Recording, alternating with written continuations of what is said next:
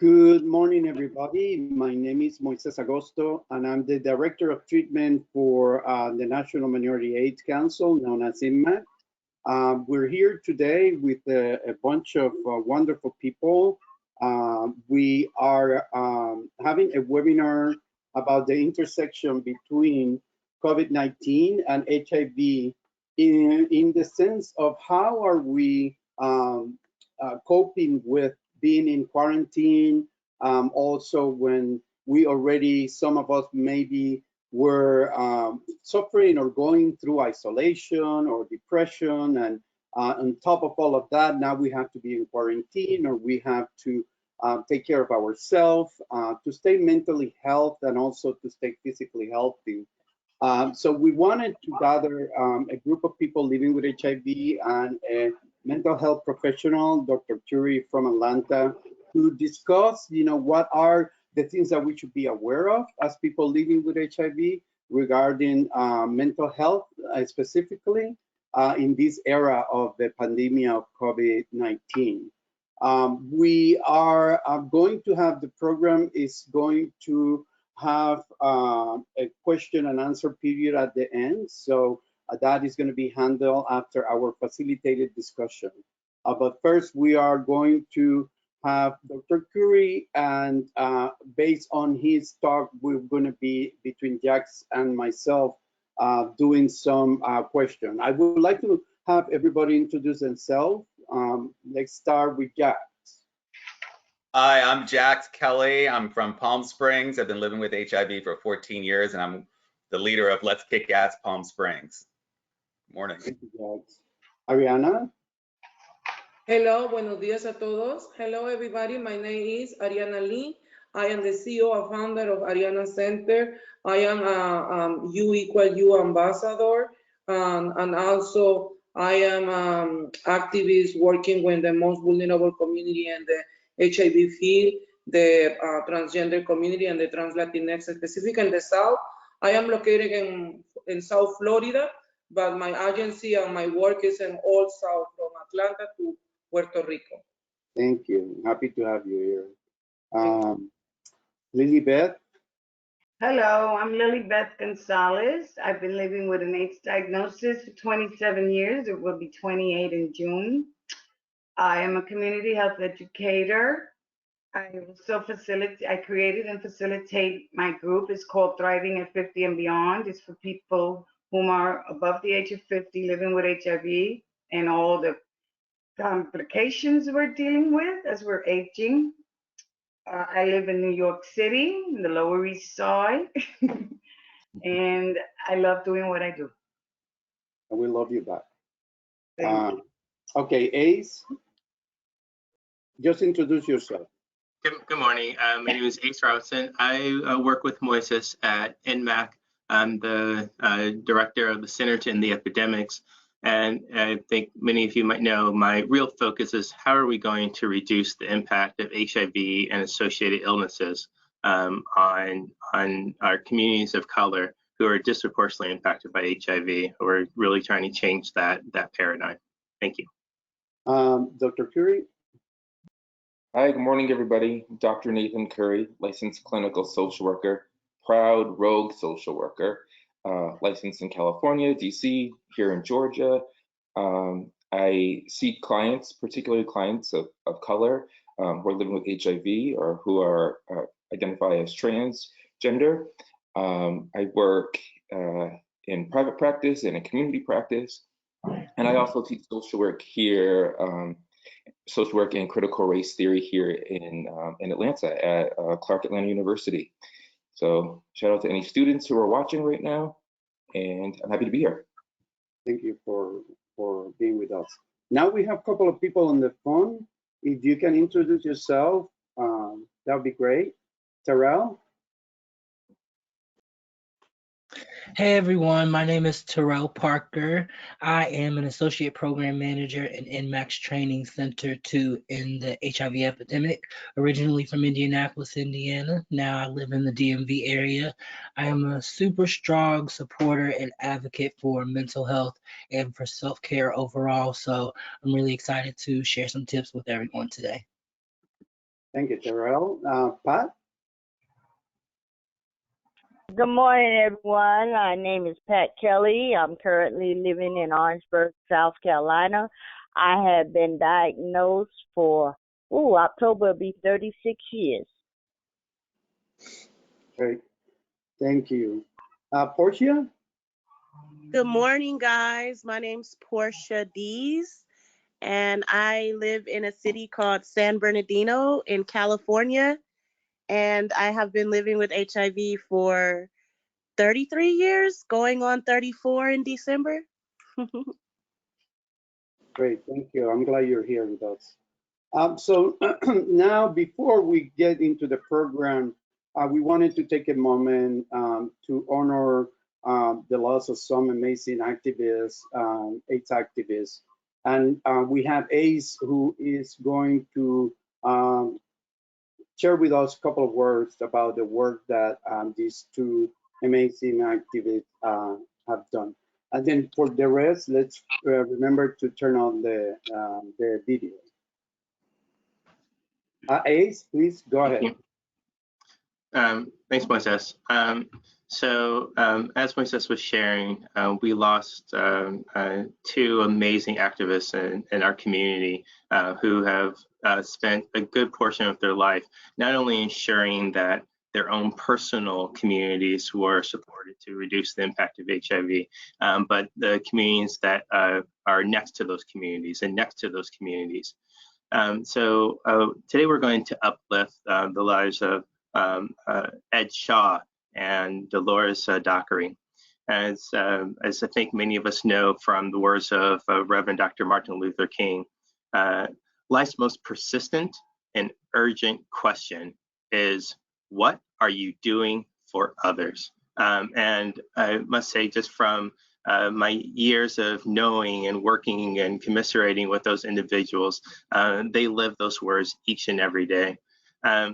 So for those of you who are in the greater New York area who have had the opportunity to meet Ed Shaw, Ed was just this amazing spirit of an individual. He was diagnosed with HIV in the late 80s, overcame some challenges that many people experience after diagnosis with depression and working through some struggles of anxiety and substance use. But under all circumstances, he was persistent, he was caring, and he was inclusive of so many different communities. And I think it was around 2011, like he walked into my office when I was working in New York City, and he would just keep coming in and keep pushing to make sure that there was a lot more attention paid to the needs of people living with HIV who were over 50 years old.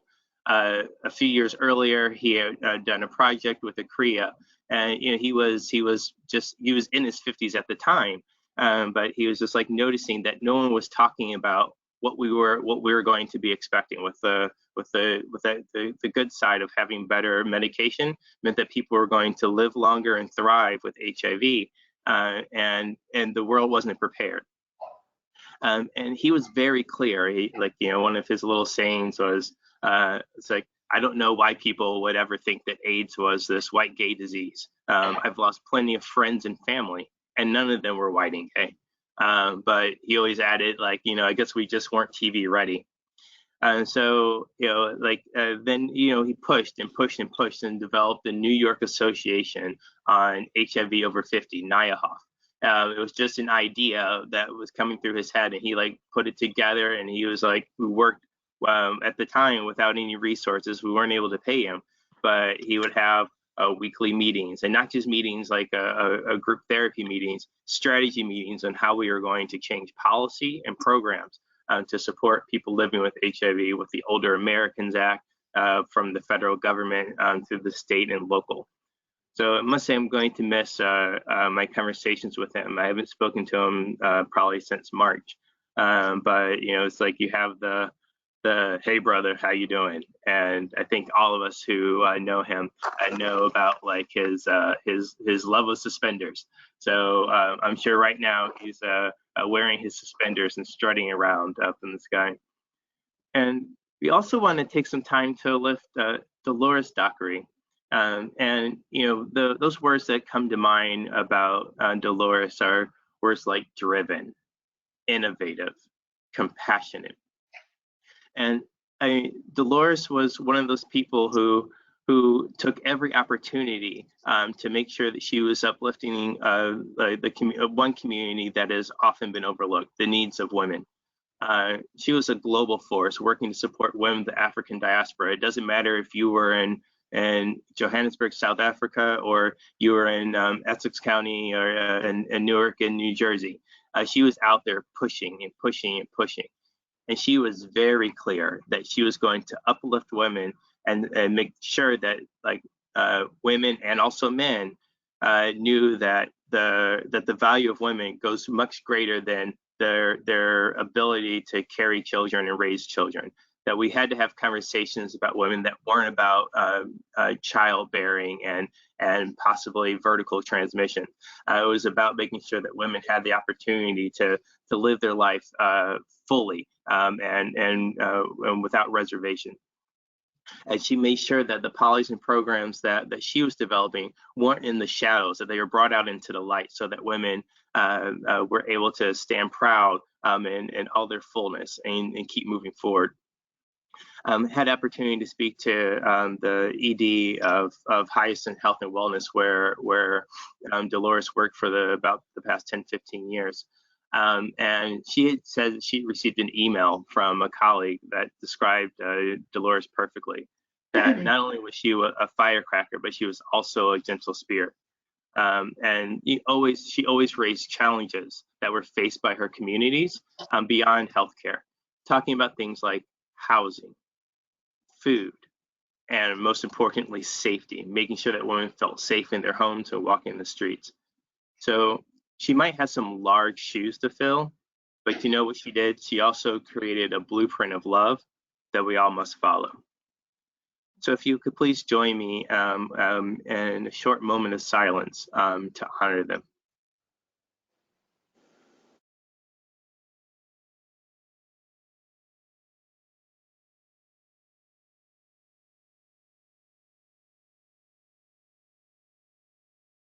Thank you, and I'll turn it over to Moises. I know as we're working through the lives of COVID-19 and how it's stealing so many of our people, that we have to find a way to work together and work stronger to ensure that the 1 million people in the US who have been diagnosed and over the 60,000 people who have died, that all of their lives are valuable, that they weren't just numbers. And I think one of our colleagues said recently is like I didn't live this long with HIV to die from COVID. And we have to make sure that we're supporting each other as we go forward. Thank you. Have a great day. Thank you, Ace. So now I want to introduce you Dr. Curry. He's, as we explained at the beginning, he's going to give the talk about the intersection of COVID-19 and HIV. So Dr. Curry, go ahead. So you.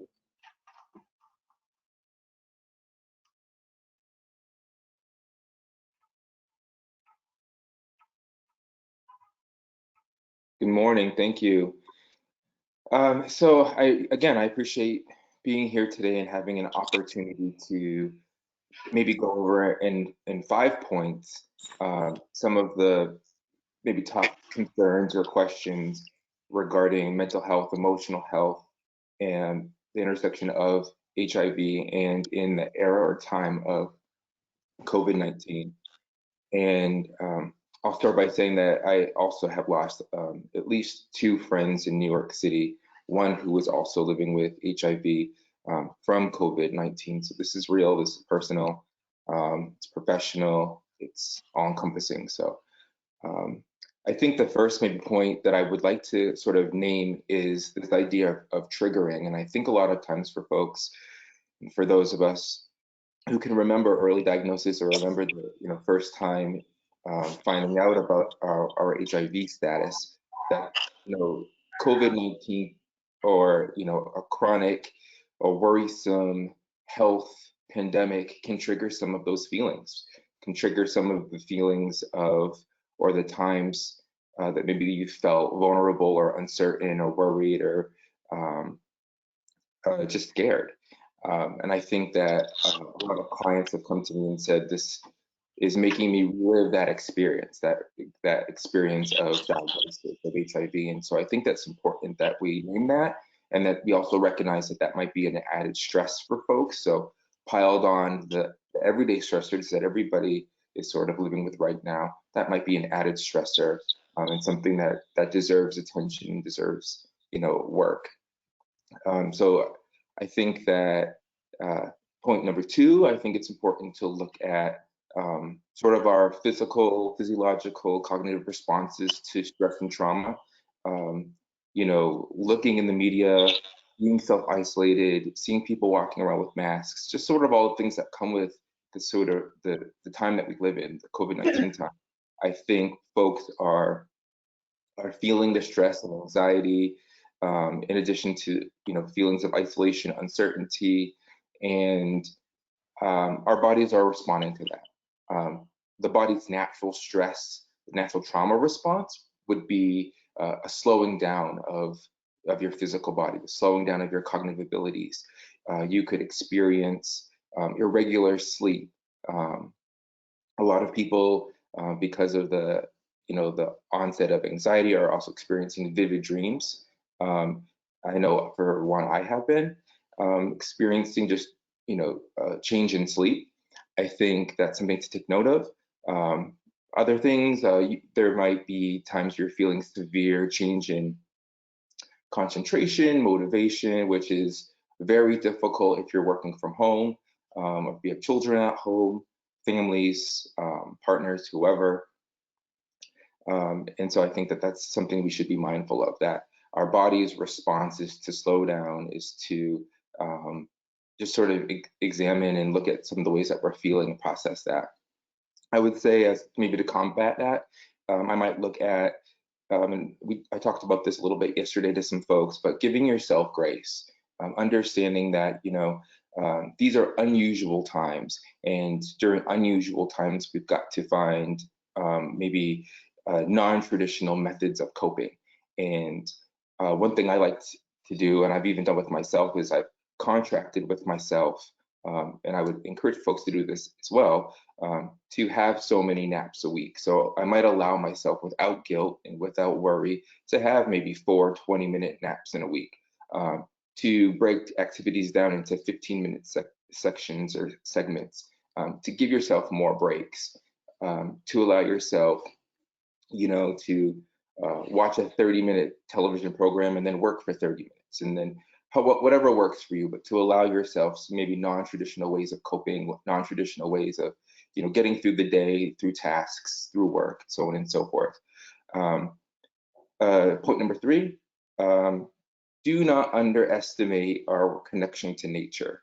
And I think that sometimes gets lost or forgotten when we're talking about coping, when we're talking about mental health or emotional health. A lot of times I feel like in the discussion we leave out our human connection to nature. So the outside, plants and animals, that sort of thing. And I think that there are ways to allow yourself that connection. Lots of research has been done on the body's physical and emotional and cognitive responses to interacting with pets and animals, to interacting with nature. There's even been research done on what happens to the body when your feet hit sand, and how that triggers lots of positive responses in your body. So while not all parks and not all places are safe to go right now, I would say seek out safe places where yours or other physical or health safety is not compromised, but seek out places where you can connect to nature, remote woods, or somebody's home that you could borrow, whatever it is. I also think that you could bring nature inside, so that might mean ordering or purchasing a small plant, and taking the time to fuss over it, spray it with water. This might sound a little funny, but talk to the plant. There's a lot of positivity in sort of connecting and talking to your house plants, right? I think that there's also opportunity, if it's appropriate and if it's safe, for folks to make a long-term commitment to maybe adopting or fostering a pet. I think that brings nature and connection to animals and nature inside the home, but I think that's a great way to sort of be less triggered by maybe some of the details of the day that are frustrating or can get you upset, and maybe to fuss over a pet or an animal, or even loved ones, you know, through letter writing. I started making cards and writing letters. I try to do 2 a week.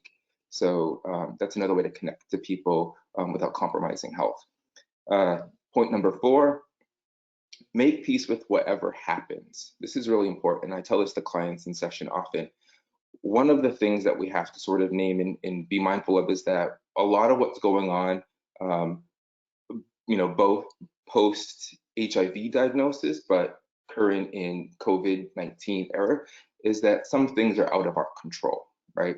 And so not surrendering to anything that necessarily is a stressor for us, but understanding that whatever happens, there will be peace, and to sort of find that peace within yourself. What that allows you to do is it helps to reduce anxiety, it helps to reduce feelings of hopelessness. If you can sort of buckle down and understand that there will be peace within whatever happens, that this is temporary. Everything in life is temporary, and COVID-19 is temporary. Even if it lasts for 2 years, 2 weeks, whatever it is, it's temporary, right? And so not to resign ourselves to sort of dire loss. And then point number 5, seeking help. There is lots of opportunities for help outside traditional face-to-face therapy, group sessions, appointments, so on and so forth. Telemedicine has shown today that there's opportunity to continue therapeutic work, to continue counseling work. I'm seeing clients through telemedicine. I'm seeing folks by phone, hybrid model of all of this. So I think that if you're looking for help, if you're looking for someone to talk to, you looking for a therapist, lots of therapists are onboarding telehealth measures. Telehealth means that you would be able to see a therapist over Skype or Zoom or another online source, with or without video, preferably with, and you can find a therapist on some websites online, but the one that I use and what I'm also listed on is Psychology Today. And I'll be putting a link to that in the chat at some point during the webinar today. But if you go through Psychology Today, you can scan and search therapists that will meet your needs. So if you're looking for a male therapist, a female therapist, a therapist of color, someone in your area, someone who knows CBT, someone who works with someone who is, or people who are allied with the trans community, with gay community, with, you know, whatever. There's even sub, you know, community categories you can sort of mark off too. If you're a veteran, if you're into the kink community, so on and so forth. So it's pretty interactive, and you can sort of find someone that way. Also, I'll be posting some links to suicide prevention hotline and to domestic violence prevention hotlines. And I think it's important that we recognize that isolation for some people is more than they can bear. And feelings of hopelessness and feelings of wanting to hurt themselves are very real. And I want people to have an opportunity to talk to trained professionals. Even if you can't commit to a therapy right now, just talking to someone who's been trained and who may have even had experiences similar through the hotline, it's really important to have access to that. So I'll be posting that up here. And the same is true for people who might be experiencing unsafe or harmful environments at home or wherever they might be self-isolating.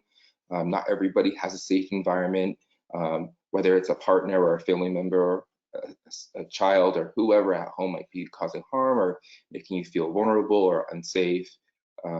There is opportunity to find resources or at least to talk to somebody. I just read in the newspaper recently that in Chicago, Mayor Lightfoot has put together a program to allow for Airbnb to provide rooms for people who are experiencing domestic violence in their home. So there are programs that are being developed in real time to meet needs. So stay strong, hold tight, and take advantage of any resources. And I think that would be my 5 points. Thank you. Thanks so much. Make peace with whatever happens. Thank you. Thank you, Dr. Curry. And if you can write your 5 points also in the chat, would be great if you have time for that. Absolutely. I think they were very insightful and kind of out of the normal things that we hear about, you know, read a book, watch TV, but also the fact of using the nature and animals. And I think it was very insightful. So thank you very much. Thanks so much. We are going to have now the facilitated discussion with a group of long-term survivors. You have met them already.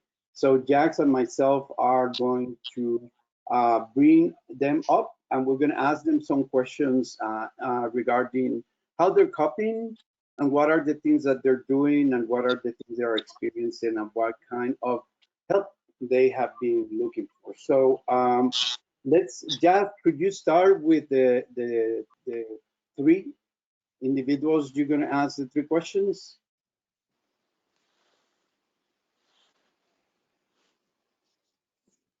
Okay.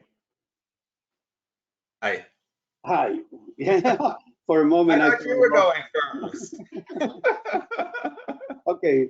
So thank you, Jack. So just go for it. This is like a conversation.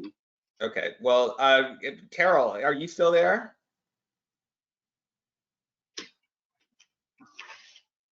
Carol? Yes, I'm here. Hi.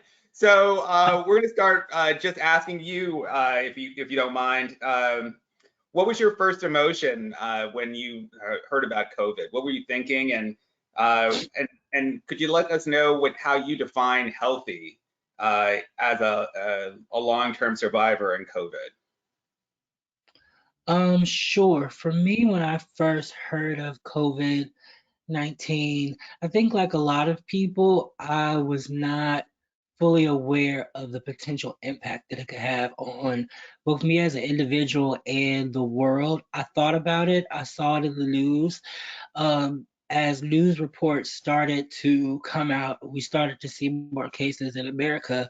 That's when my opinion on COVID shifted, and I thought immediately, hearing the reports from China that those who were impacted were people with pre-existing conditions like diabetes, like hypertension, like obesity.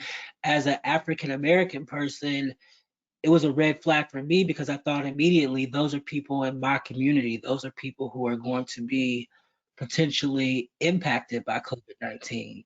So for me, just coping has been challenging, seeing the amount of loss, seeing the amount of uncertainty, just the amount that we don't know about the disease. We're learning so much every day, but it's so much unknown that it causes anxiety, especially if you're a person living with a pre-existing condition. So for me, part of my self-care has been to turn off the news and to look away and to take it in moderation, to understand that it's important for me to know the updates, but it's also important for me to do things like meditation, like exercise, like coloring sometimes, simple things to distract my mind from the news and being constantly bombarded by the updates, because it can make you anxious if you just absorb the news constantly. That's awesome. Especially the part about turning off the news. Sometimes we get too much news overload. Can I bring in Ariana for a second? Ariana, are you there too? Yes, I'm here. Hello. Hi, Ariana. So what was going on in your head when you first heard about COVID, and how does it affect you as a long-term survivor? Well, in the beginning when we start was about the everybody have to be in quarantine. I say, well, maybe it's one way to finally rest and getting peace, but also have to be careful because I'm running one agency, right? We serve in transgender community as a transgender woman living with HIV. For me, my priority was send my whole team to home and working from home because I know how serious it is you contracting some virus in your body. So I say, no, let's go and let's do a quarantine. So when we was in quarantine, I was little confused in my mind about stress about my work, essentially, and then I was here inside home, reinvented new ideas for services to a transgender. 10 days ago, I have bed palsy, nothing to beat with the COVID-19, right? But I have to be in the hospital and the emergency room. I see the reality, what's going on in the emergency room and the hospital at this moment. I was so scared to getting COVID-19 in the hospital and the emergency. And then I was just asking to God to send me home and to the doctor to send me home that day. And when I be here, I'm start here thinking and what is next for us, right?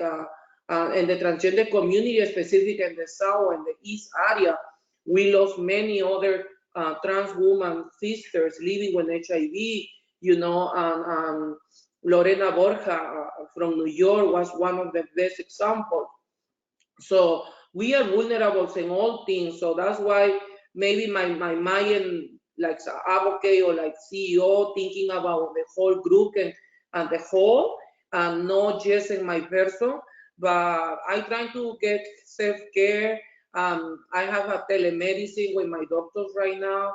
I take my medication. I have a pills, but I cannot stop working because my community need a lot of things, and even in this kind of thing and this kind of eras from COVID-19, that is one the most need. Many transgender, they are right now survivors, and they are doing sex work, or they are homeless, or they are dealing with rent day by day.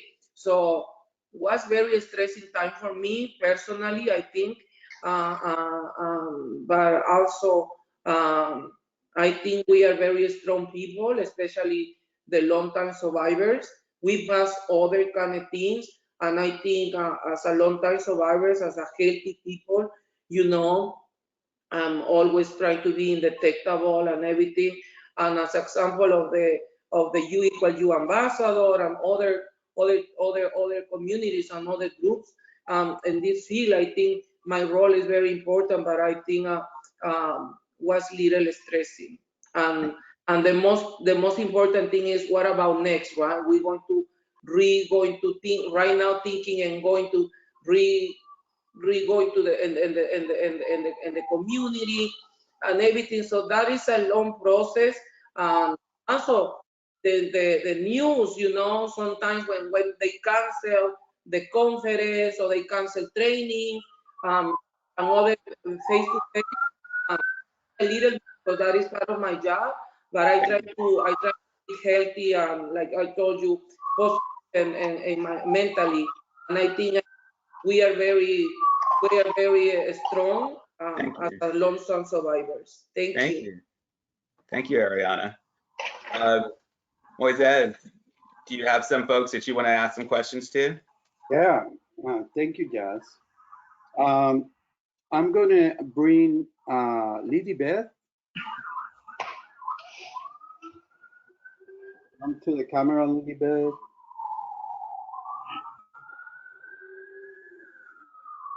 And you always have me ask me first. Of course, of course. So I'm going to ask you the same questions. The first one is, when the whole COVID-19 quarantine started, what was the first emotion that you felt and why? Also, what does staying healthy during this time means to you as a long-term survivor? And then give us 2 or 3 things that are important for you to stay healthy, and mentally and physically. First one is how you felt. Thank you. First of all, thank you for having me here. My condolences to all those that have lost to this battle. I have lost 10 people I know. 3 of them were HIV positive, one of them my aunt. So thank you for having me here.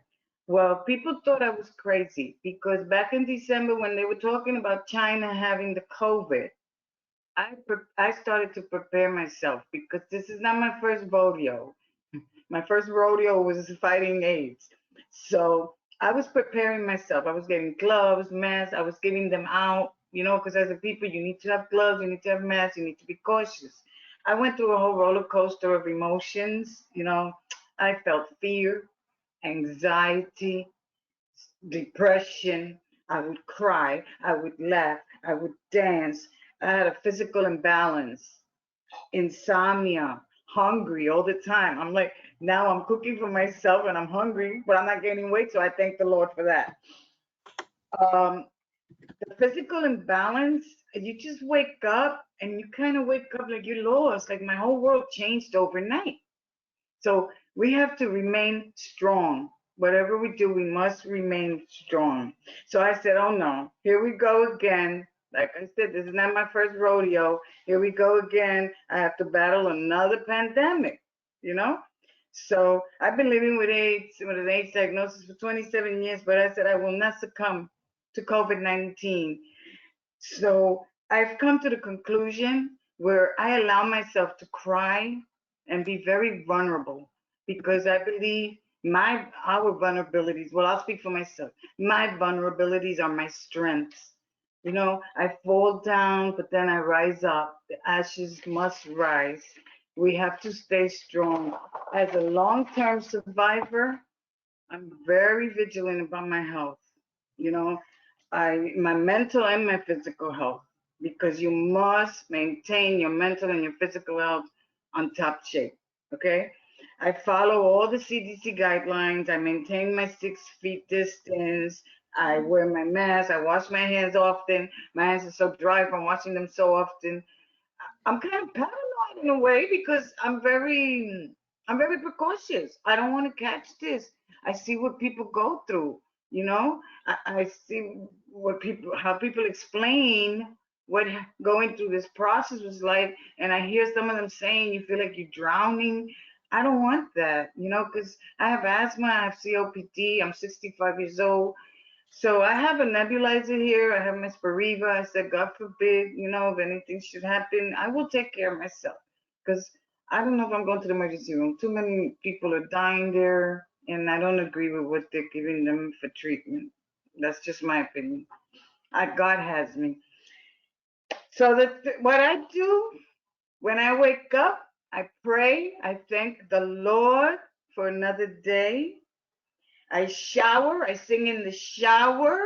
I have my cuca with me. You know how Tom Hanks had his Wilson? Well, I have my cuca. She keeps me company. I dance, I pray, I listen to pastors speak. My faith, I have a deep faith in Jesus and he's keeping me alive. I meditate. I read my Psalms, I read my Bible, I dance, I cook every day. I'm not a cook, but I've been cooking every day. I reminisce about how my mother, what she cooked. So the other day I cooked something she used to do for me. So it's kind of bringing me back to my roots in a way. I connect with my clients. I check on my clients every day. I do wellness checks if they need pantry, because GMAC is working remotely from home. We're all working from home, so we keep in touch with our clients. I make sure they're okay. I spoke with one. She needed food, so I had her reach out to our meals program. I've been sheltering at home for 7 weeks now, and I go through my ups and my downs, as we all do, but you must keep it on the positive side. Stay happy. Because the same way we battled AIDS, we will battle this, So just stay happy. I'm always laughing and happy. People say, oh, she's cuckoo. No, I'm not cuckoo. This is just my way of dealing with my stuff, So thank you very much. I love you, Lilibet. I love We're gonna have to go dancing one of these days. always. And my ball keeps me happy. My cuca. All right, thank you, Lilibet. Now I would like to bring Pat Kelly. Come to your video, Pat. Hello, Pat.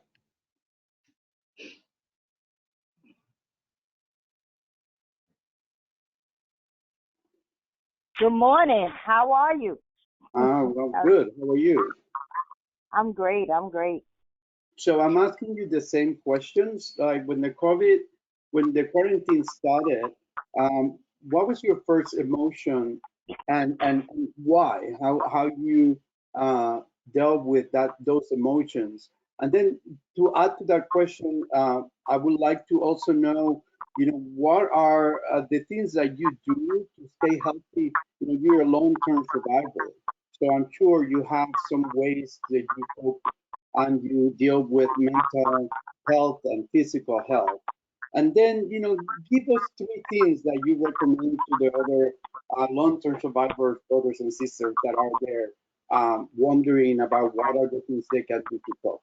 So go for it, Pat. Okay. Well, thank you for having me. First, when I first heard about the quarantine, I was shocked, and emotionally, it took me back to when I was diagnosed in 1985. And I had just a well of emotions going from left to right, up, down. And I'm like, oh gosh, like Lily Beth said, it's starting all over again. And I felt, all kind of feelings. And why is because it reminded me of being diagnosed back in 1985. And it was just, like it was in China. And now it's here. And, I was shocked. I was really, really shocked. And I felt really bad emotionally. I was up and down. But the things that I'm doing to stay healthy is I'm wearing a mask and I'm wearing gloves. When I leave my house and I go out in the community to go grocery shopping or to do anything, pay a bill, I got my mask on, I got my gloves on. South Carolina has gotten an F for social distancing, and I know that people are not taking this seriously. And it just is heartbreaking knowing that so many of us have been in this battle for a long time and have survived living with HIV. And here comes this new disease, and boom, it has been wiping out our friends and families. And, that is very sad to me. So some of the things I do is like I do what they say. I wear my mask. I keep my distance from people, and I just try to stay connected to other people. And I do daily check-ins with different people. I get a chance. What makes me happy is being around my family. My daughter lives right around the corner, so I see my grandkids almost every day, and they bring me joy. I play games on the telephone, little video games, and playing those games bring me joy. I color. There's a coloring thing on the phone, app, a coloring app, and I color. It takes me to a nice mental place. I'm also a crafter, and I'm looking at my things that I want to do, but I haven't actually started to do anything yet. I'm also staying busy with work. I'm doing all the things that I need to do to keep up to date with what's going on, and being a part of organization or a head of organization, I am still doing the work that I need to do. And I just want to say that for me, being around family, staying connected, and playing my games bring me so much joy. It really does. And we're going to get through this. We're going to get through this. Almost 36 years living with HIV. Whew, it takes my breath away sometimes. I've been suffering from insomnia and just realizing that another important thing I have to do is breathe. Just breathe, and that's it. Thank you. Thank you, Pat. That's great. Now let's have Portia D from LA, another long-term survivor. She's on the phone. Portia, are you with us? Yes. Hi, guys. Hello. Sorry you can't see me, but Uh, same questions, Same right? questions, right? You remember Uh, yes, I think the first one is, let when the me go. quarantine came? Oh, okay. So I'm not gonna lie, when I first heard about COVID-19, um, I was one of those people that I wouldn't say I wasn't taking it seriously, but I was like, I guess not. I due to me already living with HIV and the fear and the panic that happened in the 80s surrounded by HIV, that I feel like was heightened and unnecessary.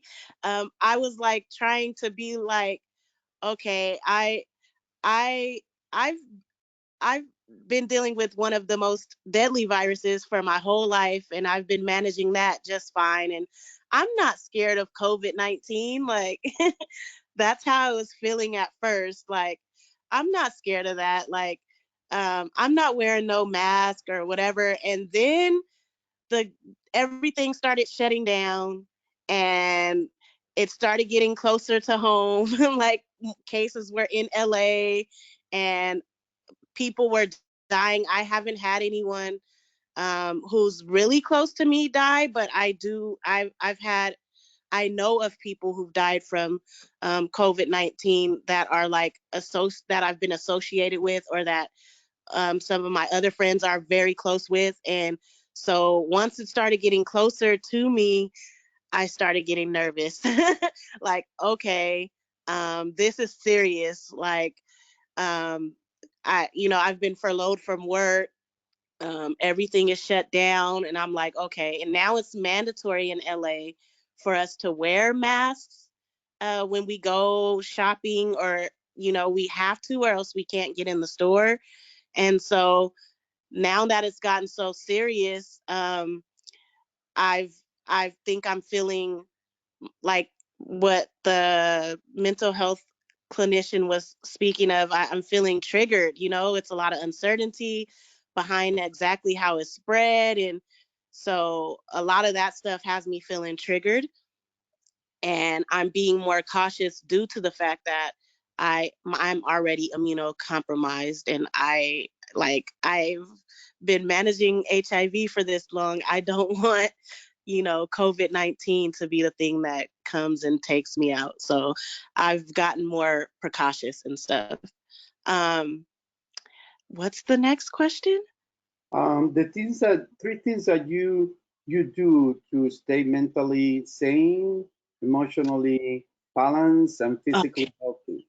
Mhm. Um, so since we're stuck at home, I happen to be single with no kids, so I'm stuck at home by myself. And what I've been doing is um, doing a lot of stuff around the house. Before we were quarantined, I live in San Bernardino and I work in LA. And so I was always gone. I was barely home. I was always on the go working.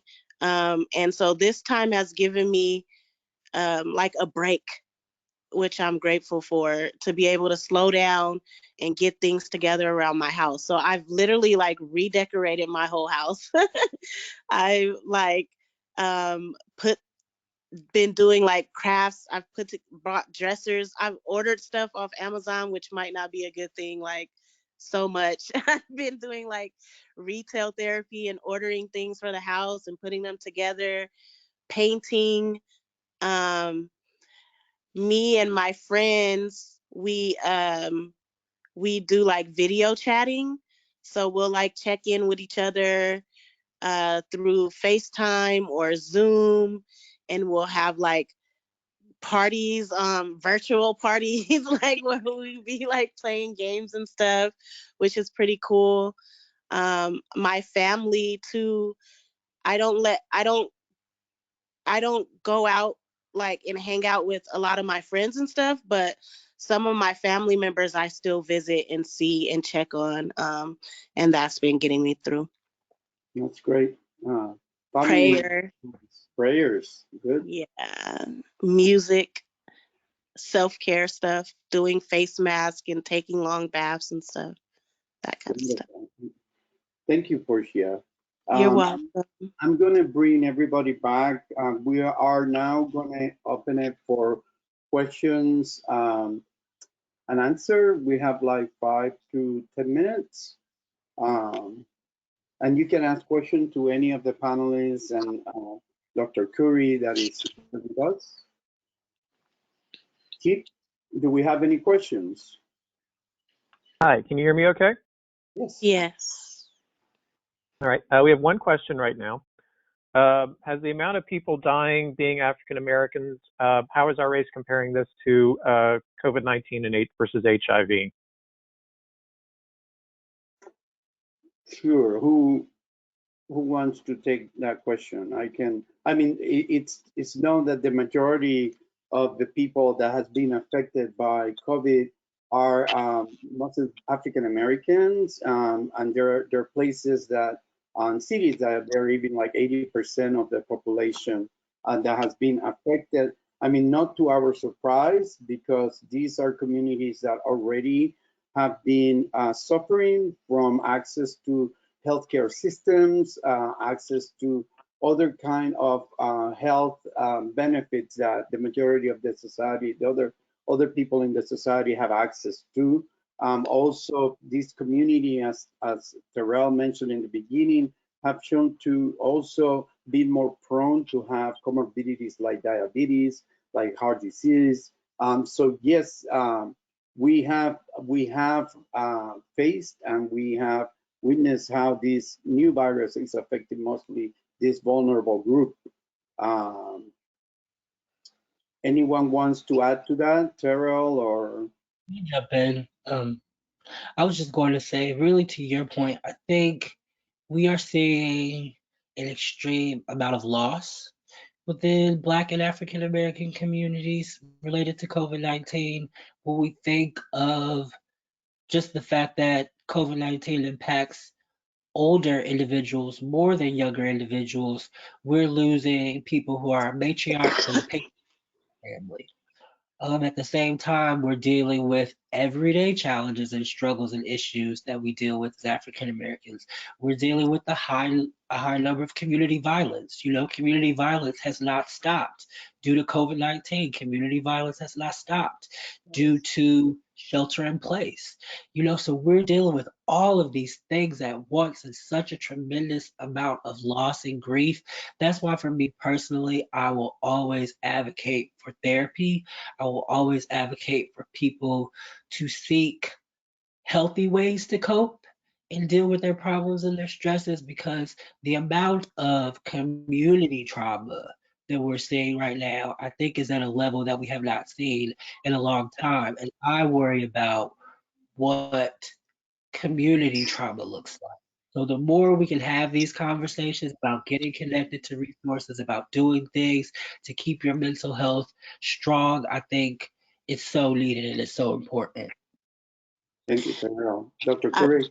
I'd like to add to that real quick. I maybe would like to add maybe a personal flair to sort of this conversation. About almost 5 weeks ago, we lost a community member and a good friend of mine, Nashim Wooden, in New York City. Nashim Wooden, AKA drag queen, famous drag queen Mona Foot.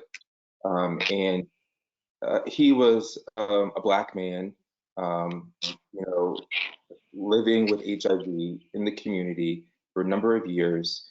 He was a fixture in New York from the club scene days to activism through today. And he was a good person. He went to the doctors feeling ill, feeling like he needed, scared of maybe this is COVID, feeling like he couldn't breathe. And he went to the doctor's office late in the week and was told, "You're not sick enough, go home. You're not sick enough for admission, go home." And he died in his home alone 2-3 days later, when a friend found him unresponsive to text messages and phone calls. So it's personal. I mean, this is very personal. This is a friend, a community member, but this also speaks to this long sordid history of being Black in America, being brown in America, where, you know, medical establishments maybe haven't taken people seriously when they talk about aches and pains, when they talk about experiencing sickness, illness.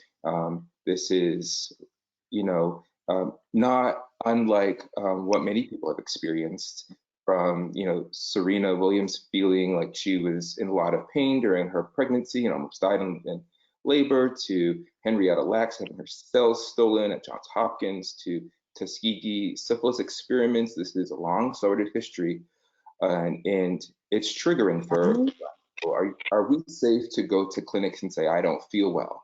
Will we be seen? How long until we're seen? You know, I don't have insurance, but I can't breathe. You know, these are all questions that some people will say, well, they're not going to do anything for me anyways, I'll just stay home, or I'll go to someone else's help. Maybe someone else will take care of me, a non-medical worker, whatever it is. Do you know what I'm saying? And I think that it's putting story and putting names and faces to what is of this concern. So I think it's important to recognize that there's historical context behind this, that this is a community context behind this, that it's felt and it's triggering. It's triggering for all generations of people. Yeah, I'd like to add that. I think that's important to acknowledge. I want to add something. What I've been noticing is, so I feel like it's a pattern. Every time a pandemic happens, pretty much the African American community is disproportionately affected by it. And I think it also because of the systemic disadvantages that we are faced with and have been faced with throughout history, is what makes us more disproportionately affected. What I am noticing though from this and with the HIV pandemic, I feel like, I mean, we know that Black people are disproportionately affected by HIV and AIDS. And I think a lot of Black people know that, but I still feel like some people don't get it. And I feel like people were mainly thinking, especially in the 80s, that it was a gay disease and not a Black issue. This one, I think I've been seeing with like different celebrities and on BET, the people are talking about it. Black people, African American people are talking about it more and are more understanding of the fact that we are being disproportionately affected by this. And that I hope that it's gonna bring us closer as a community. And after this is all over, maybe this will spark more change and efforts from the community. Thank you. Yes, it's 11 o'clock, so we need to wrap up. No, that was great. Just in time. So we're going to come back at 2 p.m. To do another webinar, the same topic. We hope all of you can join and we can address more questions then. So thank you to the panelists and see you in a couple of hours. May I add something, please? Everyone, please take your HIV medication. It's very important that you remain undetectable. The HIV medications help you with the inflammation. We need to take our medication. So please, if I stress anything, I will stress on that. Take your HIV medication so you can stay alive and battle this. You'll battle your HIV and you will battle COVID. Thank you very much. God bless you. Bye. Bye. Okay.